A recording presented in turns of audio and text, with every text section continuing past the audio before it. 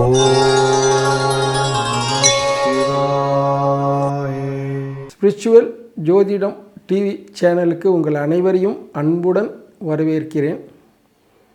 அடியன் குருஜி கல்யாணராம் ஐயர், குரோம்பேட்டை, சென்னையில் இருக்கிறேன். வருகிற மார்ச் மாதம் 6ஆம் தேதி ஸ்ரீ சனீஸ்வர பகவான் கும்பராசியிலிருந்து மீனராசிக்கு பெயர்ச்சி ஆகிறார். ரைட். இது வாக்கிய பஞ்சாங்கப்படி அன்றைக்கு தான் பெயர்ச்சி ஆகிறார். திருக்கணித பஞ்சாங்கம், வாக்கிய பஞ்சாங்கம், 2 சிஸ்டம் இருக்கிறது.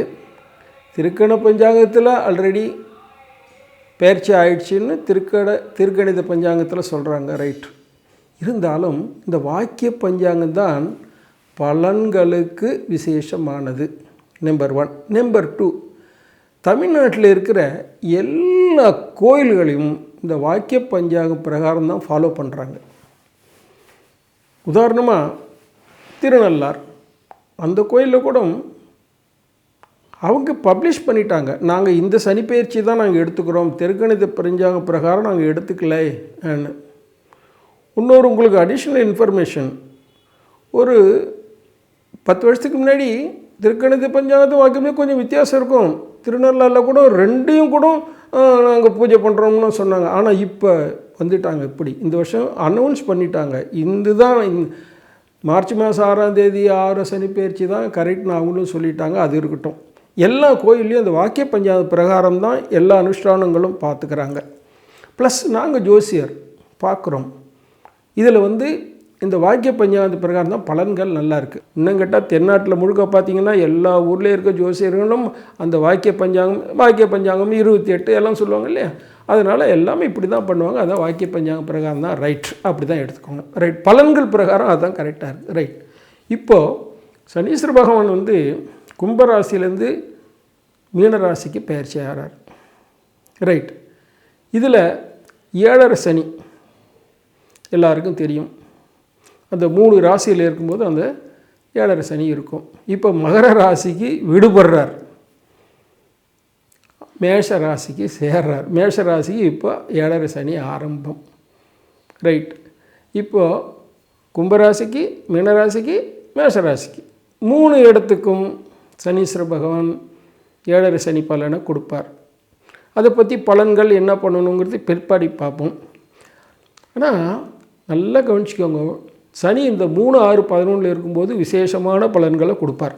அது ஒன்றையும் நல்லா கவனிச்சிக்கணும். 7.5 சனி 7.5 சனிங்கிறது 12, 1, 2 3ஆம் இடத்துக்கு வரும்போது அது பேர் லக்ஷ்மீகரம்னு பேர். 7.5 சனி முடிஞ்சு அந்த ஒரு 2.5 வருஷம் 3ஆம் இடம் தான் லக்ஷ்மீகரம். லக்ஷ்மீகரம்னாலே மகாலட்சுமி கடாட்சத்தோடு இல்லை, அந்த வருஷம் சூப்பராக இருக்கும். அந்த 2.5 வருஷம் சனீஸ்வரன். அது அடுத்தது 6ஆம் இடம். 6ஆம் இடத்துக்கு வரும்போதும் விசேஷமான பலன்களை கொடுப்பார். அடுத்தது 11ஆம் இடம். 11ஆம் இடத்துக்கு வரும்போது ரொம்ப அதிர்ஷ்டமான டைம். 30 வருஷத்துக்கு ஒரு தடவை தான் அந்த 11ஆம் இடங்க லாபஸ்தானம். 30 வருஷத்துக்கு ஒரு தடவை தான் வருவார். அப்படி வரும்போது அது ஒரு விசேஷமான பலன்கள் கொடுப்பார். இதை கொஞ்சம் கவனிச்சுக்கிட்டோன்னு வச்சுக்கோங்களேன். நம்ம எப்பயுமே ப்ரீ பிளான்டுன்னு உண்டு எல்லாத்துக்குமே சார். சின்ன விஷயமா இருந்தாலும் சரி, பெரிய விஷயமா இருந்தாலும் பிளானிங் இஸ் ரொம்ப முக்கியம். நம்ம இந்த கிரக சூழ்நிலைகளை அனுசரித்து நம்ம வாழ்க்கையை நடத்திக்கிட்டோம்னாக்கா நிச்சயமாக ஜெயிக்கலாம். அதே மாதிரி சனீஸ்வர பகவான் 7.8 சனியில் கஷ்டத்தை கொடுப்பார், அலைச்சலை கொடுப்பார், பிரச்சனையை கொடுப்பாருனாலும் அஷ்டம சனின்னு ஒன்று இருக்குது. அர்த்தாஷ்டம சனி. அர்த்தாஷ்டமம்னா அர்த்தம் பாதி, அஷ்டமத்தில் பாதி 4. 4ஆம் இடம். 4ஆம் இடத்தில் இருக்கும்போதும் கொஞ்சம் பிரச்சனை கொடுப்பார், அஷ்டமத்தில் இருக்கும்போதும் பிரச்சனையில் கொடுப்பார், 7ஆம் இடம் கண்டக சனி இருக்கும்போதும் பிரச்சனைகள் கொடுப்பார். அப்போ நம்ம என்ன பண்ணணும், இதை அனுசரித்து பண்ணிக்கணும். சார், எப்படியாப்பட்ட ஹெல்த்தியாக இருக்கவங்களுக்கு ஒரு நாள் உடம்பு சரியில்லை, அது போக தான் செய்யும். அப்போ நம்ம என்ன பண்ணுறோம், மருந்துகள் எல்லாம் எடுத்துக்கிறோம். ஏதோ ஒரு மருந்து, அலோபதியோ சித்தா மருந்தோ ஆயுர்வேதமோ எடுத்து சரி பண்ணிக்கிறோம். அது மருந்து சரி பண்ணிக்கினா சரியாக போகுது. அதே மாதிரி தான் தெய்வங்களுக்கும் நம்ம சரியான பரிகாரங்கள் செஞ்சுக்கிட்டோம்னாக்கா அந்த பிரச்சனையிலேருந்து நம்ம விடுபடலாம் அந்த பரிகார பலன்களால். இன்னொன்று, எந்த தெய்வமும் நம்மளுக்கு கஷ்டம் கொடுக்கணும்னா அது பரிகாரங்கள் செய்ய விடாது. ஆனால் அதையும் மீறி தான் நம்ம பரிகாரங்கள் செய்யணும். பரிகாரங்கள் செஞ்சிட்டாக்கா அந்த கிரகம் நம்மளுக்கு கெடுதல் பண்ணாது. ஏன்னா அதுக்கெல்லாம் சத்தியத்துக்கு கட்டுப்பட்டதுகள். அதனால தான் சரியான பரிகாரத்தை கேட்டுட்டு சரியான பரிகாரத்தை செஞ்சு முடிச்சிட்டோம்னாக்கா நம்மளுக்கு நிச்சயமாக அந்த கிரகம் நம்மளுக்கு கெடுதல் பண்ணாது.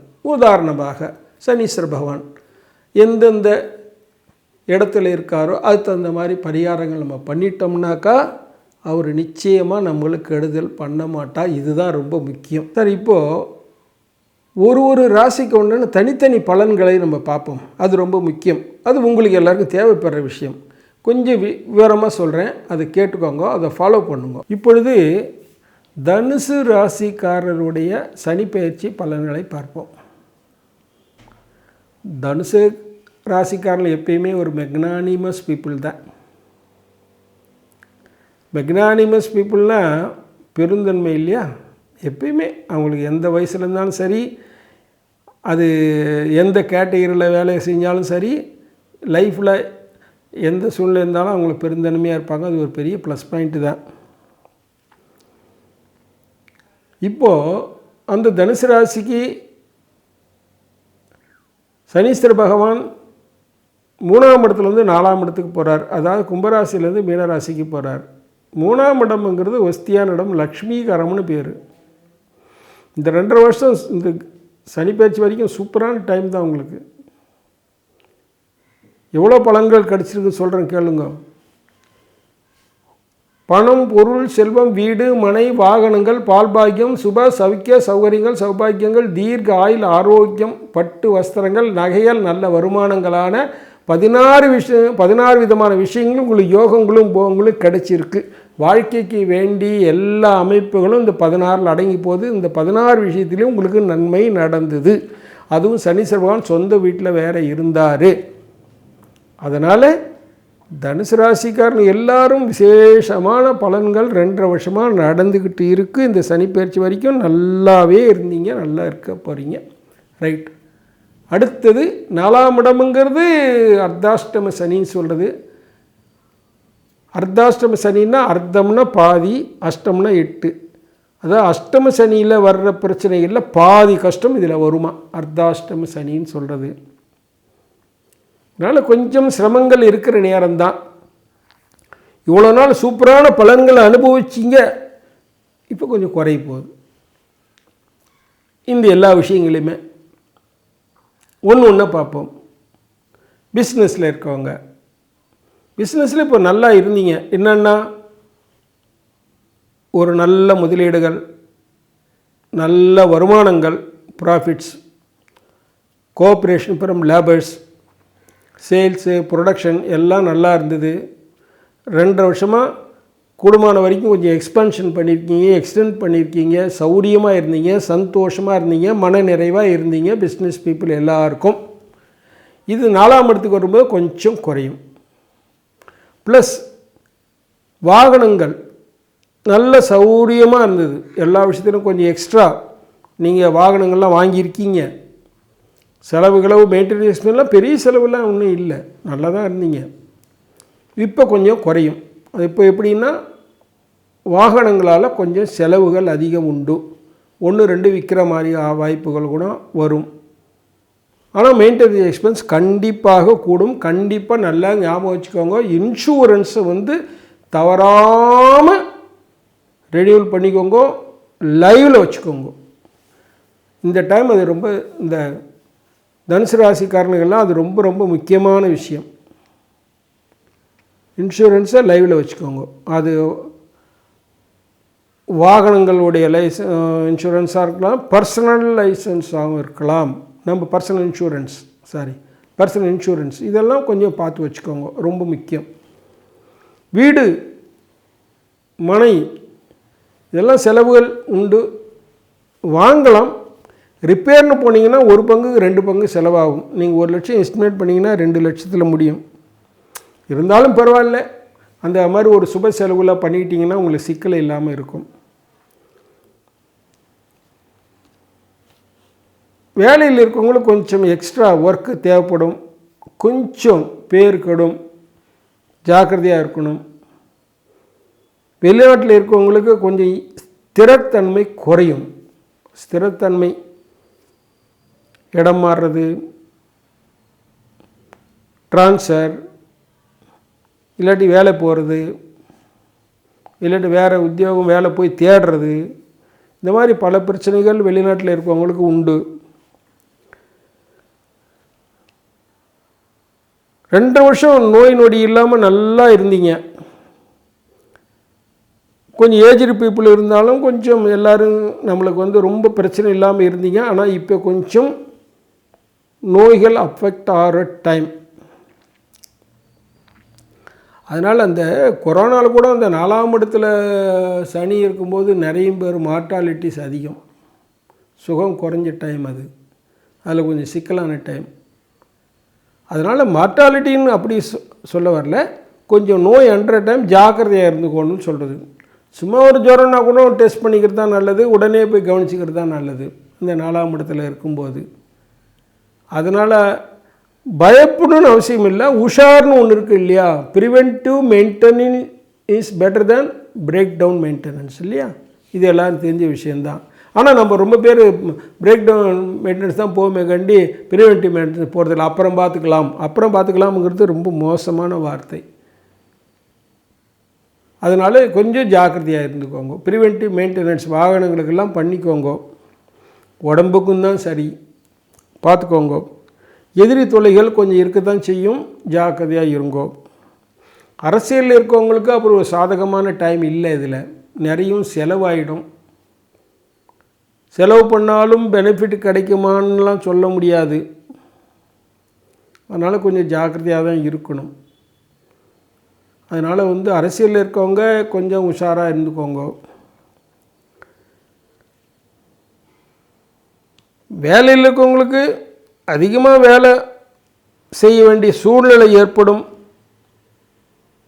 எம்ப்ளாயர்ஸுக்கு மன அதிருப்தி ஏற்படும். அதை குறைச்சிக்கிற மாதிரி பண்ணிக்கோங்க. பண வரவு முதல்ல சொன்ன மாதிரி 2 வருஷம் சௌரியமாக இருந்தீங்க, அது இப்போ கொஞ்சம் குறைய ஆரம்பிக்கும். உஷாராக இருந்துக்கோங்க. குடும்பத்தில் சின்ன சின்ன சிக்கல்கள் வரத்தான் செய்யும். மனஸ்தாபங்கள், சின்ன சின்ன சண்டைகள், பாகப்பிரிவினைகள், இதெல்லாம் கண்டிப்பாக உண்டு. இந்த சின்ன பிரச்சனை சமயத்தில் பெரிய பிரச்சனை ஆகிடும். சின்ன பிரச்சனையை விடக்கூடாது, அதை அப்படியே சால்வ் பண்ணணும். சனீஸ்வர பகவான் துணை கொண்டு தான் சால்வ் பண்ணி முடிச்சுக்கணும். பரிகாரங்கள் பண்ணிக்கணும். பரிகாரம் பண்ணிங்கன்னா பெரிய பிரச்சனை இருக்காது. ஜாக்கிரதையாக இருக்க வேண்டிய நேரம்தான். கல்யாணம், குழந்தை பாக்கியம் கிடைக்கிறதெல்லாம் கொஞ்சம் தள்ளி போகிறதுக்கு உண்டான வாய்ப்புகள் இருக்குது. இருந்தாலும் பரிகாரம் பண்ணிவிட்டு அந்த ஏஜுக்கு பார்த்து அந்த மாதிரி முடிச்சிடணும். கல்யாணம்லாம் ரொம்ப தள்ளி போகக்கூடாது. குழந்தை பாக்கியம் ரொம்ப முக்கியம், அந்தந்த ஏஜில் தான் வரணும் இல்லையா. அதனால் இந்த பரிகாரம் பண்ணிக்கிட்டிங்கன்னா பிரச்சனை இருக்காது. அதனால் கொஞ்சம் ஜாக்கிரதையாக இருந்துக்கோங்க. ஆனால் ஜாக்கிரதையாக இருந்துக்க வேண்டிய நேரம்தான். பரிகாரங்கள் பார்க்கும்போது ஒரு தடவை திருநள்ளாறு போயிட்டு வாங்க முடிஞ்சப்போ இந்த சனிப்பெயர்ச்சிக்கு அப்புறம் போயிட்டு வீட்டு பக்கத்தில் இருக்கிற நவகிரகத்தில் இருக்கிற வீட்டு பக்கத்தில் சிவன் கோயிலில் இருக்கிற நவகிரகத்தை 9 பிரதட்சணம் பண்ணிக்கோங்க. காலம்பரை பண்ணலாம், மத்தியானம் பண்ணலாம், சாயந்தரம் பண்ணலாம். ஆனால் சாயந்தரம் பண்ணுறது ரொம்ப நல்லது. சாயந்தரம் நித்திய பிரதோஷம் பீரியட்னு சொல்லுவோம் இல்லையா, அந்த நித்திய பிரதோஷம் டைமில் 9 பிரதட்சணம் வர்றது ரொம்ப விசேஷம். இந்த பரிகாரத்தை கொஞ்சம் ரெகுலராக பண்ணிக்கிட்டிங்கனாக்கா இந்த பிரச்சனை இல்லாமல் இந்த 2 வருஷத்தை தள்ளலாம். அடுத்து 5ஆம் வீட்டுக்கு வரும்போது கொஞ்சம் நல்ல பலனை கொடுப்பாரு. அந்த 4ஆம் இடத்துல இருக்கும்போது ஒண்டி கொஞ்சம் சிரமங்கள், கஷ்டங்கள், அலைச்சல்கள். ஆனால் ஒன்று, அனுபவத்தை கொடுப்பார். சார் கொஞ்சம் நல்லா சௌரியமாக இருந்தவங்களும் நம்ம கொஞ்சம் சிரமம் வரப்போகுது. அப்போ நம்மளுக்கு என்ன ஆகும், நம்மளுக்கு கஷ்டங்கள் தெரியும். இந்த வாடகை வீட்டில் இருக்காங்கல்ல, அவங்க கண்டிப்பாக வீடு மாறுற மாதிரி தான் ஆகும். போகிற இடம் அவ்வளோ சௌரியமாக இருக்குமான்னு சொல்லவும் முடியாது. இப்போ இருக்கிற இடத்துல சௌரியம் போகிற இடத்துக்கு இருக்காது. ஆனால் வீடு மாறுற மாதிரி தான் ஆகும். அதையும் பார்த்துக்கோங்க. பரிகாரம்லாம் கொஞ்சம் பண்ணிட்டீங்கன்னா அதில் ரொம்ப சிக்கல் இருக்காது. அடுத்து முக்கியமான பாயிண்ட்டு, இயந்திரங்களில் வேலை செய்கிறீங்கள ஜாக்கிரதையாக இருக்கணும். வண்டி ஓட்டுறவங்க டிரைவர்ஸ் ஜாக்கிரதையாக இருக்கணும். இரும்பு தொழிலில் வேலை செய்கிறவங்க கை காலெலாம் அடிபடாமல் பார்த்துக்கணும். இந்த 4ஆம் இடத்துல சனி இருக்கும்போது காலில் கண்டிப்பாக 2.5 வருஷத்தில் ஒரு தடவையான அடிபடும், தவிர்க்கவே முடியாது. இந்த தனுசு ராசிக்காரங்க எல்லாருக்குமே இந்த 2.5 வருஷத்தில் எப்படியான ஒரு தடவை காலில் அடிபடும், எப்படியானு. அது மேஜராக வராமல் ஜாக்கிரதையாக இருந்துக்கணும். எண்ணெய் சம்மந்தப்பட்ட பொருள் பிஸ்னஸ்லுக்கும் ஜாக்கிரதையாக இருக்கணும். எண்ணெய்னாலே வழிக்கு விடறதான், அதில் பார்த்துக்கோங்க ஜாக்கிரதையாக. கருப்பு நிறமான பொருள்கள், வேஸ்ட்டு பொருள்கள், இதில் இருக்கவங்க கொஞ்சம் பிஸ்னஸ்ஸை ஜாக்கிரதையாக பார்த்துக்கணும். நரம்பு பிரச்சனை இருக்கவங்க காலில் பிரச்சனைகள் வரும், ஜாக்கிரதையாக பார்த்துக்கோங்க. இந்த மூட்டு வலி வர்ற நேரம் அது. யாராருக்கெல்லாம் 40 வயசுக்கு மேலே இருக்கிறவங்களுக்கு அதுவும் தனுசு ராசியாக இருக்கவங்களுக்கு இந்த மூட்டு வலி வரும். அதுக்கு சரியான ட்ரீட்மெண்ட் எடுத்துக்கிறது நல்லது. அது ஆல்டர்னேட்டிவ் ட்ரீட்மெண்ட்னு சொல்கிறோம் இல்லையா, சித்தா அல்லது ஆயுர்வேதம் எடுத்துக்கிட்டால் நல்லது. ஆனால் இந்த மூட்டு வலி வரும். மூட்டு வலி சொல்லுவாங்கள்ல, மூட்டு வலி, வாயு, கீழ்வாயு, இதெல்லாம் சொல்லுவாங்க. இதெல்லாம் 40-45 வயசுக்கு மேலே இருக்கிற தனுசு ராசிக்காரங்க எல்லாருக்கும் வரும், சந்தேகமே வேண்டாம். அதுக்கு பெஸ்ட்டு அல்டர்னேட்டிவ் ட்ரீட்மெண்ட்டுன்னு ஒன்று, அதாவது மாற்று சிகிச்சை முறை ஆயுர்வேதம். இதில் ஆயுர்வேதம் இதெல்லாம் முக்கியமாக எண்ணெய் சம்மந்தப்பட்ட, அதுவும் சனீஸ்வர பகவானோட சம்மந்தப்பட்ட விஷயம்தான். இது வரும், இது சரியாக பண்ணிக்கணும். அதில் கண்டிப்பாக அதுலேருந்து விடுபடுறதுக்கு சான்ஸே கிடையாது, வரும். அதனால் அது அந்த விஷயத்தில் ஜாக்கிரதையாக இருந்துவாங்க. நம்ம ப்ரிகாஷனராக இருக்கிறது பெட்ரு. இந்த காலத்தில் மூட்டு வலினால மூட்டை மாற்றணும் அதெல்லாம் அவசியம் கிடையாது, அந்த அளவுலாம் கிடையாது. ட்ரீட்மெண்ட் எடுத்துக்கிட்டோம். ட்ரீட்மெண்ட் எடுத்துக்கிட்டால் இப்போ நம்மளே உஷாராக ட்ரீட்மெண்ட், ப்ரிவென்டிவ் மெயின்டெனன்ஸ் தான். ப்ரிவென்டிவ் மெயின்டெனன்ஸ் பெட்டர் தென் பிரேக் டவுன் மெயின்டெனன்ஸ் மாதிரி இப்போ எடுத்துக்கிட்டிங்கன்னா பரவாயில்ல. ஆனால் இது ரொம்ப முக்கியமான விஷயம். தனுசு ராசிக்கு எல்லோரும் கண்டிப்பாக கவனிக்க வேண்டிய ஒரு விஷயம் இந்த விஷயம். மூட்டு வலி வரும், அதுக்குண்டான ட்ரீட்மெண்ட் முன்னாடியே அட்வான்ஸாக எடுத்துக்கோங்க. மற்றபடி இந்த 2.5 வருஷம் கழித்து 5ஆம் இடத்துல சனி மாறும்போது பூர்வ புண்ணியத்தால் நன்மைகள்லாம் கிடைக்கும். அது அப்புறம் இப்போ நல்லா 2.5 வருஷம் சௌரியமாக இருந்துட்டு இப்போ கொஞ்சம் கஷ்டம்னு வரும்போது கொஞ்சம் மனசு கொஞ்சம் கஷ்டமாக தான் இருக்கும். சமாளிச்சிக்க வேண்டியது தான், பரிகாரத்தை பண்ணிக்க வேண்டியது தான்.